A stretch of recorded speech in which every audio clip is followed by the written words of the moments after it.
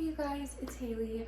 Welcome back to my channel. It has been a minute since I have posted a video on this channel and I have been looking forward to getting back to it, but I did not want to force it with everything I have going on. I've been super busy the last few months and I just didn't think I could put out quality content consistently, and so I figured I'll just wait until I can get to a spot where I can be more consistent. So I found out back in October that I am expecting. So we're going to be having a baby. That has taken up a lot of my time. I'm also in the process of moving. So just lots of stuff came up that made me have to stop uploading for a while. But now that I am back and excited about all of these amazing things going on, it's made me feel a little bit more invigorated. I feel like I'm in a spot where I can upload videos now and put effort into the channel. And so yeah, we're gonna dive back in. I'm going to film January and February's wrap-ups together just because I haven't read as much as I normally do in the last 2 months. March is already off to a much better start, which is great, but just with everything going on, how busy we've been, I haven't been able to read as many books. So I'm gonna combine January and February's wrap-ups together. So starting off beginning of the year, I was committed to working on the Throne of Glass tandem read. I was doing Empire of Storms and Tower of Dawn together, and I have those two back on my shelf. I've set them aside for now. Honestly, just not having a lot of time to read, and then when I did read, I was just going to these two giant books. I made a lot of progress. I am well over halfway through both of them now, but I just set them to the side and I didn't finish them. But that took up about half of January, was just getting back into those. So the first official book that I read in January was Beneath the Stars by Emily McIntyre. And I was so surprised about this book. I was randomly at Barnes & Noble in the middle of the tandem read, and I was just like, I need something else that's like quick and easy, because again, I don't have a lot of time right now. And so I found this book and I was like, this does not look like an Emily McIntyre book to me, because I'm so used to the Never After series, which is like a dark romance, like fairy tale spin-off. And so it was just very interesting. This is called the Sugar Lake series, and I guess this was like her first series that she wrote, but they redid the covers and reprinted them, and I just thought this was such a cute cover. It is a contemporary romance, and basically there's this girl, Alina, and she has been neighbors with this guy, Chase, for a long time. They grew up together and they kind of started to date, but like broke it off, and then now they're adults and they meet up again. She is working, her work is being remodeled, and basically he's the contractor who's coming in to help redo the work, and they're both in totally different places in life now that they're both adults. And so it was just a really interesting book. I think I gave this like 4 stars. It definitely was like enjoyable. The pacing was good. I liked how it did a lot of like flashbacks to their childhood, so you could kind of see how their just relationship had progressed, and then where things went wrong, and then of course where they are present day. And so it was, I feel like, a really easy read. Definitely wasn't like anything crazy, but definitely a book I would recommend if you're just like kind of in a slump and need a quick, easy palate cleanser.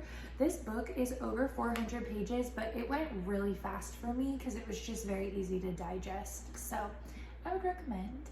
All right, the next book is The Wolf King by Lauren Palfreyman. This book I had never heard of before reading it.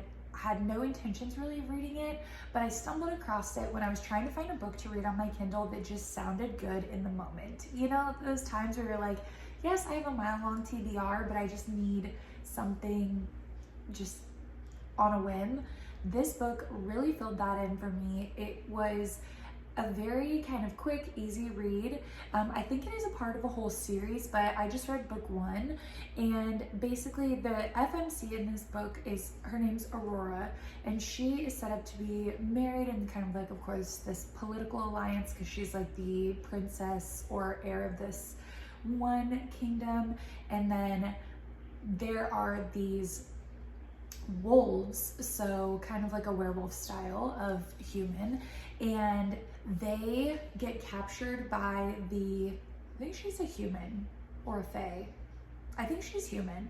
I honestly don't remember, but she's either human or fae, and they capture the wolves and like make them fight in these fights. And so her husband is basically hosting, or her fiance at the time, he's hosting this big fight, and there are these wolves, and she actually like breaks up the fight and saves them, and it's just like, absolutely not. And of course the wolves like take note of the fact that she stepped in, and one of them happens to be an alpha of a wolf clan. And so of course when he breaks out of the dungeons, he takes her with him back to the wolf kingdom, and all of the story goes on from there. But it is a very quick, fast-paced book. The one thing that I thought was kind of interesting is Callum, the main male character, he is Scottish, Irish Scottish sounding, like the way that they talk. And so it kind of almost has like this Outlander vibe that kind of came out of nowhere. I don't fully know how necessary it was.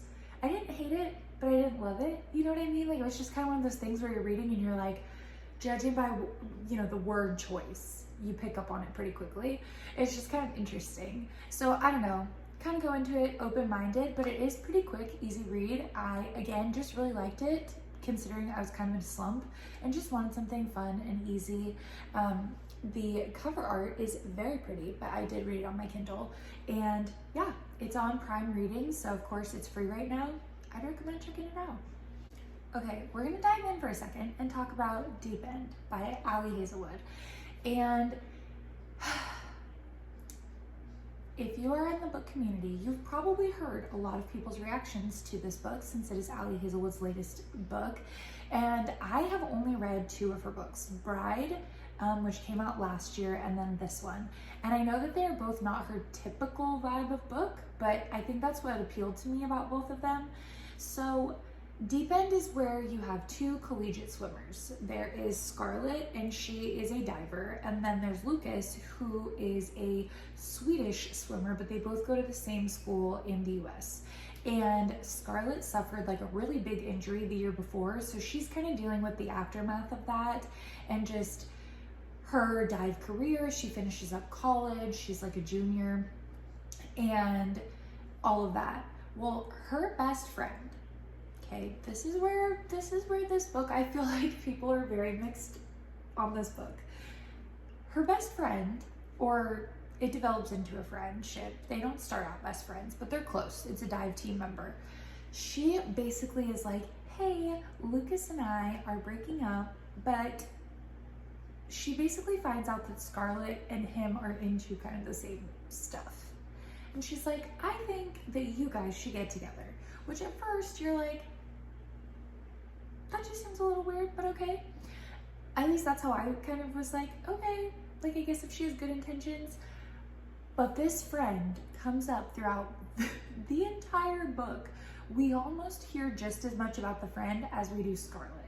And that was kind of where my annoyance kicked in, is I kept being like, okay, Lucas seems like he's pretty much like, okay, we're moving on. But Scarlett, I think in her attempt to like hang on to this new friend of hers, she really makes her a bigger part of everything than I think she needs to. I don't even necessarily think it's Lucas's fault, but just the whole way their like little relationship dynamic worked, it is not in any way really a love triangle or anything like that. It's just the way that it all planned out was a little interesting. And it definitely made me enjoy this, I think, less than I would have if the friend was a little bit more removed, because just Scarlett and Lucas's dynamic, I didn't hate. But there wasn't a lot of time that they were together. They spend a lot of time apart where like he's competing, she's competing, and they're not at the same competitions, and they go like weeks without seeing each other. So I would have just enjoyed more time of them together and less of her friend involved. But it was not a bad book. I will say I like Ali Hazelwood's writing. I liked how she really immersed me into the like kind of collegiate level swim world and dive world without knowing anything ahead of time about it. And so there was a lot that I actually didn't mind about this book. I've heard some really negative and really positive reviews. I would say I'm somewhere in the middle. I would give this like a 3-star. It definitely was not the worst book ever, but it definitely wasn't the best, if that makes sense. So if you're curious to check it out, it does have some very pretty like pool, bottom of the pool water sprayed edges. And overall, I mean, it's not a long book, so you're not really like risking a ton by reading it. I would say it's worth checking out if you've been curious. Okay, the next book. I listened to an audiobook, so I will put a picture of it up here, but I audiobook read Blood of Hercules by Jasmine Moss, which I have heard about this book ever since it came out.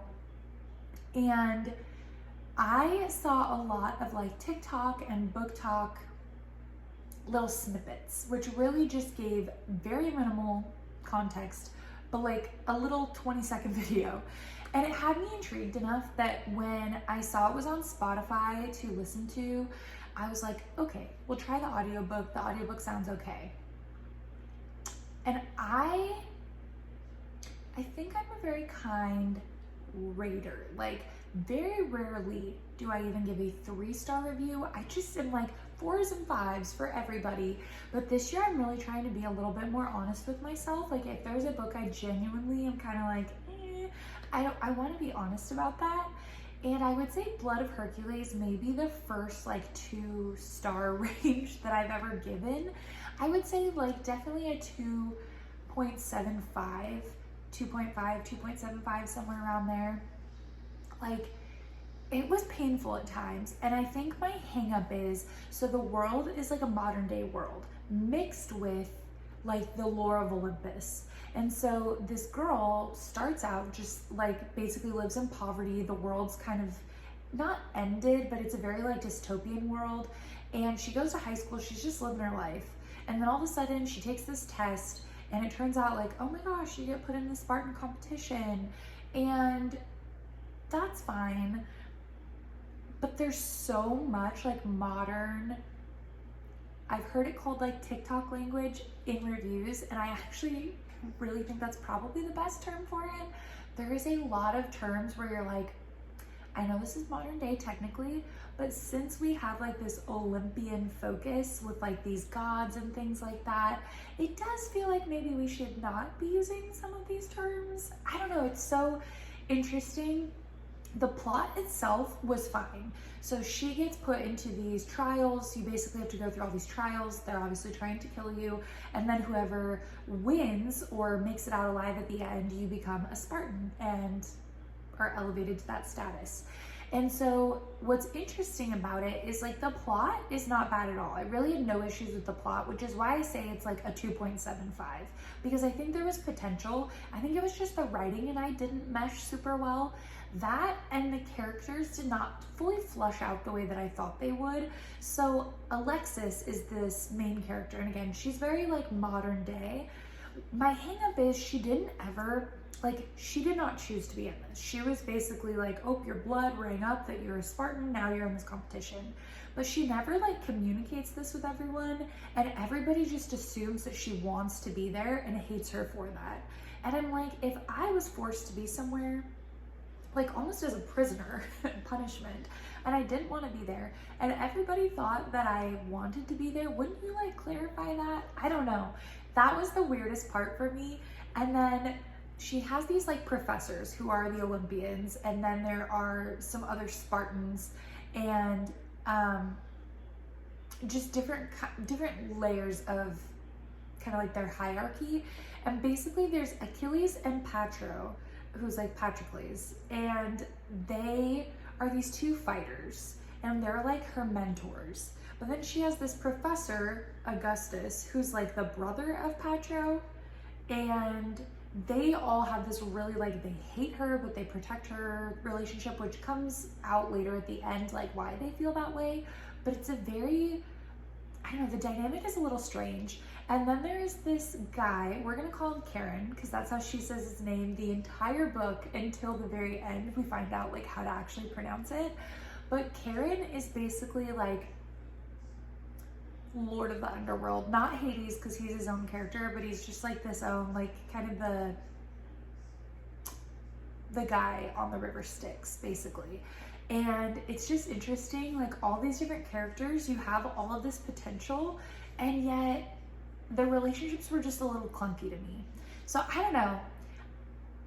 It's one of those books where I think I love the idea that it was to start with, but then I don't know how it flushed out, if it really was, like, really rang true for me.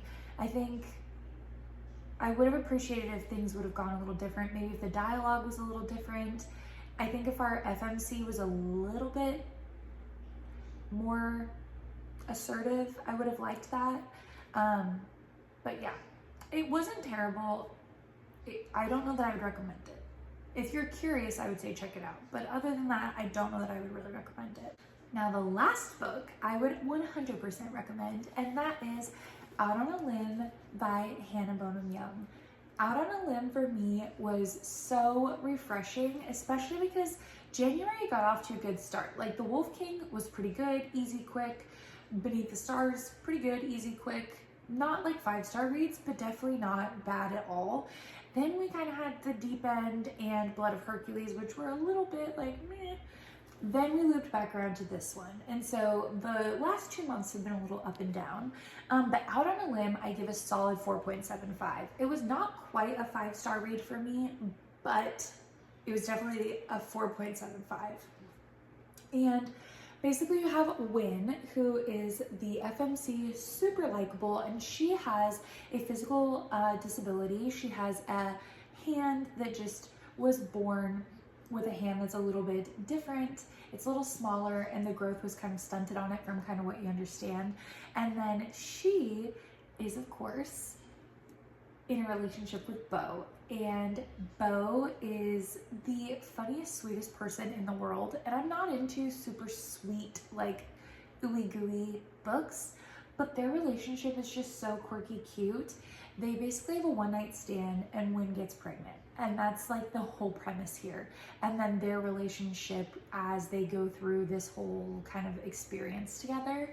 And they end up moving in together and just trying to make kind of like a friendship relationship work, and then it develops into more. They are the most likable little couple ever.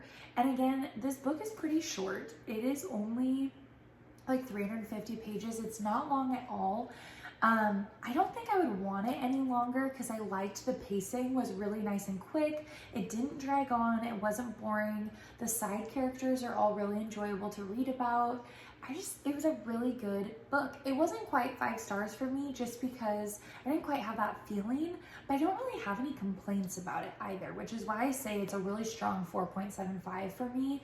It is the first book by Hannah Bonham Young that I've ever read. I do know that there's a sequel coming out starring like her 2 best friends.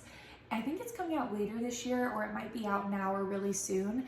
And I honestly was kind of like, I don't know. Sometimes when I really enjoy a book, I'm like, do I want to read that one, or is it just like a one-time thing? I think I'm going to try it out because I really enjoyed this one. It was a very easy read. The characters, again, were all super likable, and I loved the pacing. I loved the writing. It's very like descriptive without giving too much. Like, it doesn't ever get boring, but I'm also not like left to wonder, which I love. So highly recommend this one. I think check it out. It's worth the hype, 100% in my opinion. All right, those are the 5 books that I read in the months of January and February, and I'm really excited for March. I feel like I'm finally in a place with like moving and everything. Obviously, you can tell I have not fully left this house, but I think I'm finally in the place where I can read a little bit more this month. So I'm hopeful that I'll get a few more books read, and you may have to bear with me. The amount of books, like quantity, might not be as much as usual, but I am very excited just to see where everything goes in the next few months. And I'm glad to be back posting, and I look forward to seeing you guys in the next video. Have an awesome day.